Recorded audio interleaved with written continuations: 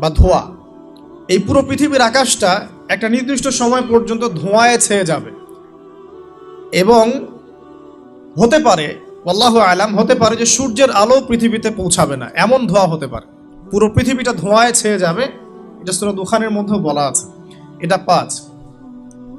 6 নম্বরে নবী সাল্লাল্লাহু আলাইহি ওয়াসাল্লাম বলছেন যে একটা ভূমিকম্প হবে পৃথিবীর পূর্ব দিকে। পৃথিবীর পূর্ব দিক মানে এই যে ভারত, পাকিস্তান, বাংলাদেশ, শ্রীলঙ্কা, ইন্দোনেশিয়া, ঠিক আছে, এই সিঙ্গাপুর, এই যে কন্টিনেন্ট, মালয়েশিয়া, এটা পৃথিবীর পূর্ব দিক। এদিকে একটা ভূমিকম্প হবে। তারপরে 7, পৃথিবীর পশ্চিমে একটা ভূমিকম্প হবে। পশ্চিম মানে বোঝেন না? পশ্চিমা বিশ্ব না, সৌদি আরব না, পশ্চিমা বিশ্ব, ব্রিটেন, ফ্রান্স, জার্মানি, তারপরে যে রাশিয়ান কন্টিনেন্ট, হ্যাঁ, ইউক্রেন, এইদিকে আপনার আমেরিকা, এই পুরো পশ্চিমা বিশ্ব, এখানে একটা ভূমিকম্প হবে বড়। এবং এগুলো এমন হবে যেগুলোতে ভূমি মাটিতে ধসে যাবে, মাটিতে ডুবে যাবে। ভূমিকম্প না, ভূমিধস। 8, পৃথিবীর মাঝখানে মধ্যপ্রাচ্যে একটা ভূমিকম্প হবে, যেখানে আমাদের সো কল্ড আমিরুল মুমিনিনরা থাকে, যারা আমেরিকা এবং ইসরায়েলের বন্ধু, এদের এখানে একটা ভূমিকম্প হবে ইনশাআল্লাহ তাআলা। আর 9, ইয়েমেন থেকে একটা আগুন বের হবে। ইয়েমেন থেকে একটা আগুন বের হবে, যে আগুন মানুষকে হাসরের মাঠের দিকে তাড়িয়ে নিয়ে আসবে। আরেকটা বলেছেন 10 নম্বর, যেটা এই মুহূর্তে আমি ঠিক মনে করতে পারছি না। তো এই 10টা আলামতের কথা নবী সাল্লাল্লাহু আলাইহি ওয়াসাল্লাম বলেছেন, না হওয়া পর্যন্ত, এই 10টা আলামত না আসা পর্যন্ত কিয়ামত হবে না। ঠিক আছে? আচ্ছা, এখন এই 10টার মধ্যে সবচেয়ে বড়টা কি? সবচেয়ে বড়টা হচ্ছে মাসিহুদ দাজ্জাল। সবচেয়ে বড়টা কি? ও 10 নম্বরটা মনে পড়েছে, আলহামদুলিল্লাহ। সূর্য উঠবে পশ্চিম দিক থেকে। সূর্য উঠবে পশ্চিম দিক থেকে, তাহলে আর সময় নাই, পৃথিবীর সময় শেষ। এই 10টা মনে থাকবে? আসেন বলি। প্রথমে কি? দাজ্জাল। তারপরে ইয়াজুজ আর মাজুজ। 3 নাম্বার ঈসা ইবনে মারইয়ামের প্রত্যাবর্তন। 4 নাম্বার দাব্বাতুল আরদ, জমিন থেকে প্রাণী বের হয়ে কথা বলবে মানুষের সাথে। ঠিক আছে? 5 নাম্বার কি বললাম? ধোঁয়া, দুখান। ঠিক আছে?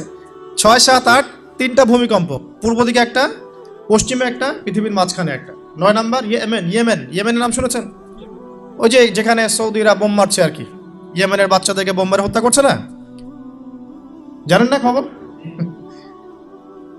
তো ওই ইয়েমেনের ছোট ছোট বাচ্চারা শিয়া সুন্নির কি বোঝে আমার বুঝে আসে না। ওই ছোট ছোট বাচ্চাগুলো শিয়া সুন্নির কি বোঝে আমার বুঝে আসে না। আমেরিকার টাকা খেয়ে এরা ঠিকই বোম মারছে এখানে। আর এই বোমগুলো তো এরা তৈরি করতে পারে না, আমেরিকার কাছ থেকে কিনে নেয়। তো ওই ইয়েমেন থেকে আগুন বের হবে, সেই আগুন মানুষকে হাসরের মাঠের দিকে তাড়িয়ে নিয়ে আসবে। এবং 10, যেটা বললাম, সূর্য উঠবে পশ্চিম দিক থেকে, তখন তওবার দরজা বন্ধ হয়ে যাবে, তওবা করেও লাভ হবে না। 2টার সময় তওবা করে লাভ নাই। একটা হচ্ছে মৌতের যন্ত্রণা শুরু হয়ে গেলে, মৃত্যুর যন্ত্রণা শুরু হয়ে গেলে, আগে পা থেকে শুরু হয়ে আস্তে আস্তে গলার দিকে আসে। হাদিসে যেমনটা এসেছে, সূরা ওয়াকিয়ার মধ্যেও আছে, যে পায়ের দিক থেকে যন্ত্রণা শুরু হয়ে আস্তে আস্তে আস্তে আস্তে এই গলার দিকে আসে, এবং আত্মাটা গলার এখানে যখন চলে আসে, এখান থেকে মালাকুল মউত আত্মাটাকে নিয়ে চলে যায়। এবং চোখ দিয়ে তাকিয়ে থাকে মানুষ।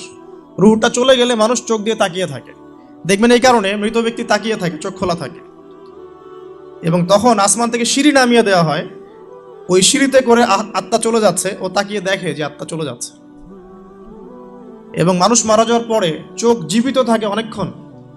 মেডিকেল সায়েন্স যারা পড়েছে তাদেরকে জিজ্ঞাসা করবেন, মানুষ ডেড হয়ে গেলেও চোখ দেখবেন আরো কয়েক ঘন্টা, হয়তো আরো নির্দিষ্ট একটা সময় পর্যন্ত চোখটা কিন্তু জীবিত থাকে।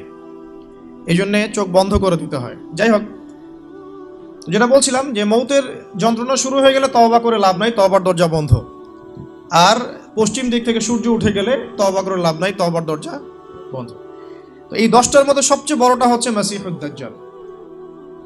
কেন বড়? কারণ নবী সাল্লাল্লাহু আলাইহি ওয়াসাল্লাম নিজে বলেছেন যে পৃথিবীর ইতিহাসে আদম আলাইহিস সালাম থেকে শুরু করে মুহাম্মদ সাল্লাল্লাহু আলাইহি ওয়াসাল্লাম পর্যন্ত, এই যে লক্ষ লক্ষ নবী রাসূল এসেছেন, পৃথিবীর এই যে শত লক্ষ বছরের হিস্ট্রি, এর মধ্যে দাজ্জালের চেয়ে ভয়ঙ্কর কোনো ফিতনা আসে নাই। নবী সাল্লাল্লাহু আলাইহি ওয়াসাল্লাম বলছেন, একজন মুমিন ব্যক্তি যদি দাজ্জালকে পেয়ে যায়, সে যেন তার সাথে সাক্ষাতের আকাঙ্ক্ষা না করে, কারণ সে তার সাথে সাক্ষাৎ করলে ঈমান হারা হয়ে যেতে পারে। সে এত বড় ফিতনা হবে, এত বিশাল ফিতনা হবে। এই যে ছোট্ট একটা ফিতনা, সুদ থেকে কি আমরা মুক্ত থাকতে পারছি? সবাই সুদের মধ্যে পড়ে যায় নাই? এই যে মেয়েদের ফিতনা, মেয়েদের যে ফিতনা, বেহায়াপনা, এখান থেকে কি আলেম জালেম কেউ বাকি আছে? সবাই ফিতনায় পড়ে যাচ্ছি আমরা। ফেসবুকে ঢুকবেন, আপনি না চাইলেও আপনাকে দেখা যাবে নগ্ন ছবি দেখতে আপনি বাধ্য হচ্ছেন। টিভি দেখতে বসবেন, আপনি না চাইলেও নগ্ন ছবি দেখতে আপনি বাধ্য হবেন। এই যে ফিতনা, বাঁচতে পারছি না, সুদ থেকে বাঁচতে পারছি না, বেহায়াপনা থেকে বাঁচতে পারছি না। পর্নোগ্রাফি থেকে কেউ বাঁচতে পারে? যে কেউ ফোন চালায় দেখবেন পর্নোগ্রাফির ছবি চলেই আসবে, নগ্ন ছবি চলেই আসবে, আলেম জালেম এভরিবডি আসবেই। তারপরে আপনার মাদক, এই মাদকের ফিতনা থেকে কি সবাই বেঁচে থাকতে পারছে? এরকম অনেক ফিতনা আছে যেগুলো থেকে মানুষ চাইলেও বাঁচতে পারছে না। আমরা হয়তো বাইরে দাড়ি টুপি পাগড়ি জুব্বা লাগিয়ে ঘুরছি ঠিকই, কিন্তু আমরা এরকম সামাজিক ফিতনাগুলো থেকে কেউই সেফ না। এই যে আপনাদের এলাকায় যে ফিতনাগুলো ছড়িয়ে পড়েছে, আস্তে আস্তে বাড়ছে না? এমন ফিতনা বেড়ে যাচ্ছে। তো এগুলো যদি আমাদেরকে গ্রাস করে ফেলতে পারে, তাহলে এই পৃথিবীর সমস্ত ফিতনা একসাথে করলেও দাজ্জালের ফিতনা সমান হবে না। আমি কি বোঝাতে পারছি? পৃথিবীতে চলমান যত ফিতনা আছে, ব্যক্তিগত ফিতনা, পারিবারিক ফিতনা, সামাজিক, অর্থনৈতিক, পলিটিক্যাল, সব ফিতনাগুলো এক জায়গায় করলেও মাসিহুদ দাজ্জালের মতো ভয়ঙ্কর হবে না। এই জন্য নবী সাল্লাল্লাহু আলাইহি ওয়াসাল্লাম বলছেন, দাজ্জালের চেয়ে ভয়ঙ্কর কোনো ফিতনা আসেও নাই, আসবেও না। প্রত্যেক নবী আলাইহিস সালাম তার কওমকে এই ফিতনা সম্পর্কে সতর্ক করতেন। এমনকি এক্সাম্পল দিতে গিয়ে নবী সাল্লাল্লাহু আলাইহি ওয়াসাল্লাম বলছেন, নূহ আলাইহিস সালাম, ওই কত বছর আগের নবী, তিনি পর্যন্ত তার কওমকে দাজ্জাল সম্পর্কে সতর্ক করেছেন। সে কোথায় আছে? সে পৃথিবীতেই আছে। তার কি জন্ম হয়েছে? উত্তর হ্যাঁ, তার জন্ম হয়েছে। সে কি এখন আত্মপ্রকাশ করেছে? উত্তর না, সে এখনো মানুষের রূপে আত্মপ্রকাশ করে নাই। সে কাদেরকে নিয়ে বিশ্ব শাসন করবে? উত্তর, জিউসদেরকে নিয়ে, ইহুদিদেরকে নিয়ে। দাজ্জাল কাদেরকে নিয়ে বিশ্ব শাসন করবে? ইহুদিদেরকে নিয়ে। আমার কথা কি বোঝা যায়? নবী সাল্লাল্লাহু আলাইহি ওয়াসাল্লাম বলেন, সে এত বড় ফিতনা, সে 40 দিন পৃথিবীতে বিচরণ করবে। কয়দিন? 40 দিন। যার প্রথম দিনটা হবে 1 বছরের সমান, দ্বিতীয় দিনটা হবে 1 মাসের সমান, তৃতীয় দিনটা হবে 1 সপ্তাহের সমান, এবং বাকি দিনগুলো হবে আমাদের দিনের মতোই। নবী করিম সাল্লাল্লাহু আলাইহি ওয়াসাল্লাম বিভিন্ন হাদিস থেকে বলেছেন যে দাজ্জাল সারা বিশ্বটাকে শাসন করবে। কিরকম? মানে সে ইলাহ দাবি করে বসবে। আল্লাহ পাক তাকে কিছু অলৌকিকত্ব দিবেন মানুষকে ফিতনায় পরীক্ষা করার জন্য। যারা ওর উপর ঈমান আনবে, দাজ্জালের প্রতি ঈমান আনবে, দাজ্জাল ওদেরকে জান্নাত দিবে। তার এক হাতে থাকবে জান্নাত, এক হাতে জাহান্নাম। মানে অরিজিনাল জান্নাত জাহান্নাম নয়, কারণ জান্নাত জাহান্নামকে হাতে নিয়ে ঘোরা যায়? যায় না। আমাদের কিছু প্রোটেস্ট্যান্ট মুসলিম ভাই আছে, তারা মনে করে যেটা হাদিসের শব্দ ওইটাই, মানে হাদিসে যেটা শব্দ সেটাই, এর কোন ইন্টারপ্রিটেশন, ব্যাখ্যায় তারা বিশ্বাস করে না। তাহলে এক হাতে জান্নাত এক হাতে জাহান্নামের ব্যাখ্যা আপনি কি করবেন?